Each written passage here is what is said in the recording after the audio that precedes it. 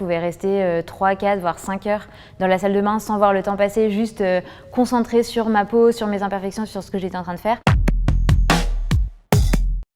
Je m'appelle Camille, j'ai 30 ans et j'ai été atteinte d'un trouble peu connu en France qui s'appelle la dermatillomanie pendant 15 ans. La dermatillomanie, c'est un trouble anxieux qui touche la peau, que ce soit la peau du corps ou la peau du visage, et qui fait partie de la famille des TOC et des CRCC, donc comportements répétitifs centrés sur le corps. Et en fait, c'est un trouble par lequel on va constamment gratter, percer, vérifier, arracher toutes les imperfections qu'on voit.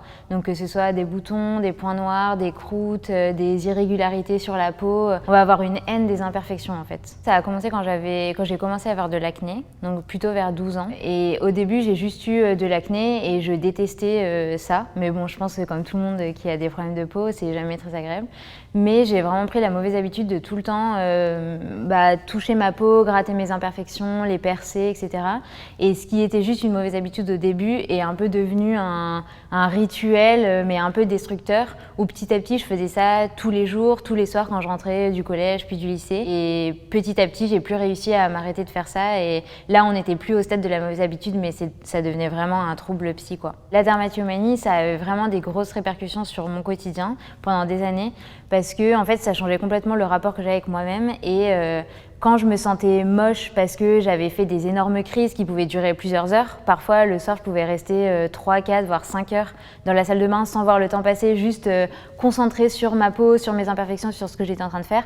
Ce genre de comportement me laissait des lésions sur la peau, et même si parfois j'essayais de camoufler avec du maquillage, parfois je voulais juste pas sortir du tout et j'annulais des sorties. Ça m'est déjà arrivé d'annuler des entretiens d'embauche. Et ouais, ça commençait à prendre de plus en plus de place dans mon quotidien. Sur le moment, ça me fait du bien parce que déjà je me mets dans une bulle où je pense à rien et j'ai l'impression d'être complètement déconnectée de la réalité, de mes émotions, de tout ça. Je suis vraiment concentrée à 100% sur ce que je suis en train de faire et ça me soulage vraiment de faire ce comportement. Il y a quand même une partie de moi qui me dit tu devrais arrêter, tu vas le regretter, demain ce sera pire, comment tu vas faire, tout ça. J'ai toute une voix comme ça qui tourne, mais de l'autre, je continue, je peux pas m'arrêter en fait. Par contre, il y a toujours un moment où cette transe, parce que c'est vraiment un état de transe, s'arrête et où là, en fait, je prends conscience de ce que j'ai fait et je me dis mais c'est pas possible, comment j'ai pu faire ça, et surtout je découvre vraiment ma peau de la manière dont je l'ai rendue, quoi, qu'elle est rouge, qu'elle est enflammée, etc. Et pendant tout le long de la crise, je voyais pas ça. J'étais juste concentrée sur la mission et je regarde de tellement près en fait que c'est comme si je voyais pas dans l'ensemble ce que ça fait, quoi. C'est un trouble déjà qui peut reposer sur des choses très diverses. Donc on est tous différents et on a tous des choses différentes qui nous amènent à ça.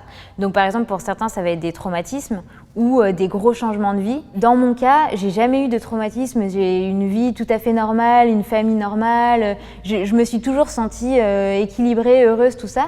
Et pendant longtemps, du coup, je me suis pas sentie légitime à avoir un trouble parce que je me disais mais pourquoi je fais ça, j'ai tout pour être heureuse, j'ai tout pour être bien et pour autant je me détruis la vie avec ça et j'y pense tout le temps. J'ai compris qu'en fait, chez moi, c'était tout bonnement un trouble qui cache une énorme anxiété et un énorme manque de confiance en moi et aussi un rapport faussé à l'apparence physique. Donc une trop grande importance accordée à l'apparence physique, à la mienne, et donc au regard que les autres peuvent me porter. C'est vraiment quelque chose, c'est comme si pendant des années j'ai eu l'impression d'exister par le regard que les autres me portaient et surtout un regard positif. J'aime bien la phrase qui dit que croire au déclic, c'est se donner une excuse de ne pas agir maintenant.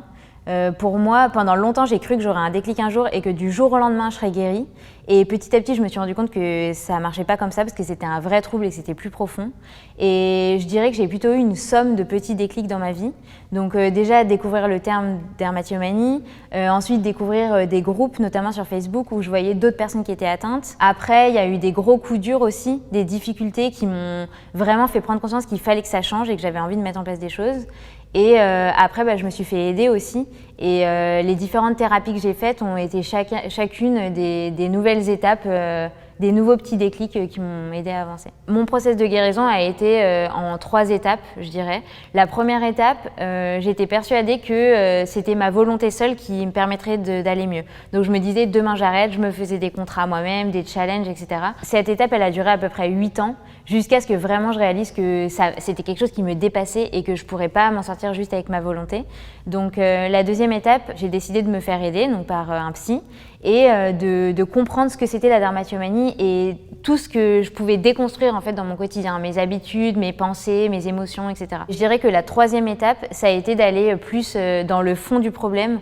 Donc au lieu de juste couper les herbes, vraiment arracher les racines et aller comprendre pourquoi en fait j'ai développé ce trouble, même si on trouve jamais un pourquoi parfait et on saura jamais dire ok bon bah c'est exactement pour ça, et parfois ça sert à rien d'ailleurs de passer des années à essayer de chercher le pourquoi du comment, mais déjà voir sur quoi ce trouble repose en fait en moi. Ça, je dirais que ça a été vraiment l'étape de fin, parce que j'ai vraiment travaillé sur tout ce qu'il y avait derrière ma dermatomanie pour que limite j'ai plus besoin en fait de me réfugier dans ce trouble, parce que j'avais réussi à canaliser mes émotions différemment et à mieux me comprendre.